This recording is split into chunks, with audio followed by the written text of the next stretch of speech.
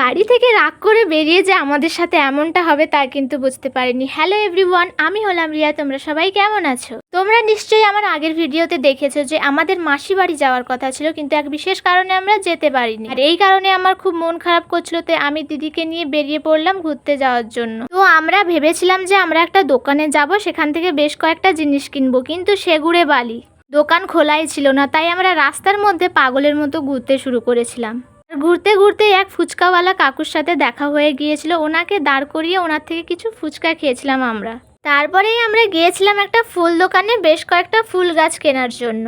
তো আমার দিদি নিয়েছিল একটা কাঁঠাল গাছ, আর আমি কিন্তু কয়েকটা ফুল গাছ নিয়েছিলাম। তবে আমি কিন্তু মাত্র 3টে ফুল গাছ কিনেছিলাম। বাড়িতে কাউকে কিছু না বলেই গাছগুলো কিনেছিলাম। ভেবেছিলাম যে এই 4টে গাছ খুব সহজেই নিয়ে চলে যাব, কিন্তু এই 4টে গাছ নিয়ে যেতে যে এতটা সমস্যা হবে আমাদের, তা আমরা বুঝতে পারিনি। আর দেখো, আমাদের বাড়ি ফিরে যেতে যেতে আকাশে কতটা কালো মেঘ হয়েছে।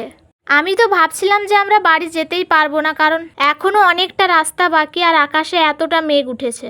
আর আমি কিন্তু যেটার ভয় পাচ্ছিলাম ঠিক সেটাই হলো। আমাদের বাড়ি ফিরে যাওয়ার আগেই খুব জোরে বৃষ্টি শুরু হয়ে গিয়েছিল। আর শুধু বৃষ্টি নয়, প্রচণ্ড পরিমাণে বিদ্যুৎও চমকাচ্ছিল। বৃষ্টি শুরু হয়ে যাওয়ার জন্য আমরা একটা দোকানে বসেছিলাম, আর বৃষ্টি কিন্তু প্রায় 2 ঘন্টা হয়েছিল। আমরা বাড়ি ফিরে যেতেই পারছিলাম না।